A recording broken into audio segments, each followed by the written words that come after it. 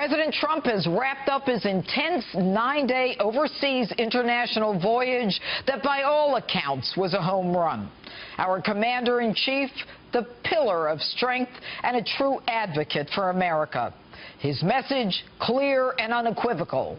There was no apology, no wimpish behavior, and no bowing down to other leaders, but instead strength, honor, and determination. There was no effort to convey or insinuate that the American way of life is the one and only right way to live. President Trump boldly went where no other president has, managing to get 50 Muslim leaders in one room with an overarching plan to combat terrorism, cut their financing, and drive them out. A president drawing a real line in the sand and then focusing how even different countries and cultures can actually work together on a common goal to defeat the extremist perversion of Islam, the one determined to kill the rest of us. There's no phony coalition with make-believe numbers. Instead, allies, especially those because they are Muslim, who understand the lethality of Islamist ideology, who now believe in the power and the promise of our president's words. In fact, just yesterday, Egyptian President al-Sisi called upon the United States to help Egypt crush the terrorists who intentionally targeted and massacred Coptic Christians on their way to church. Today, another ally, Italy, begging for the United States to help deal with the expected migration of 200,000 from North Africa by boat before year's end, many from Libya. Yes, our allies are convinced that America is back with a president who actually means what he says and says what he means. But the president has one problem that he has to fix.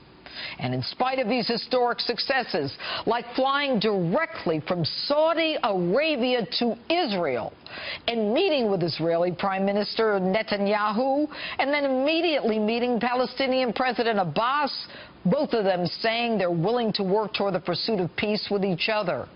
And our dearest ally, Israel, now convinced we have her back. Yet the president still has that one problem he needs to fix. And while the leaders of Christianity, Islam, and Judaism gave him receptions unlike anything we have seen in the last 8 years, it took an outsider to reset relations in the Middle East.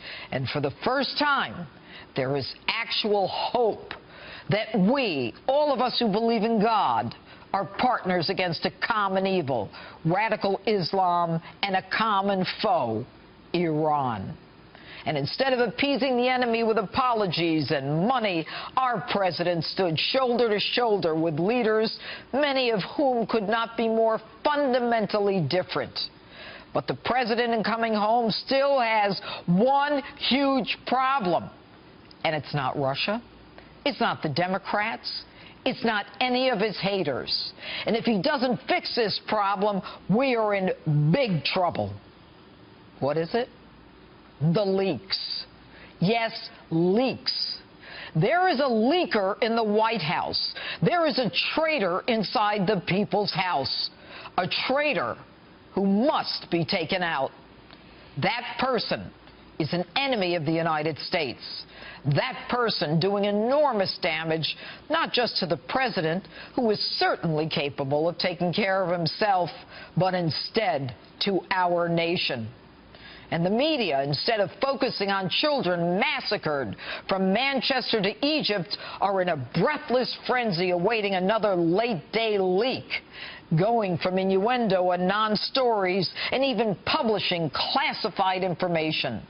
Some actually saying, where there's smoke, there must be fire, isn't there? To the point where even Watergate reporter Bob Woodward is telling them to chill the hell out. Quote, we aren't even close to Watergate. This leaker needs to be found immediately. No holds barred. Now, I have my own ideas who that person is, but I'm not ready to share them yet. Right now, tonight, spare no resources, spare no one. Find that person or persons, the traitors, the leakers, the ones who are destroying our nation. And that's my open. Tell me what you think on my Facebook page or Twitter, #Judge Jeanine.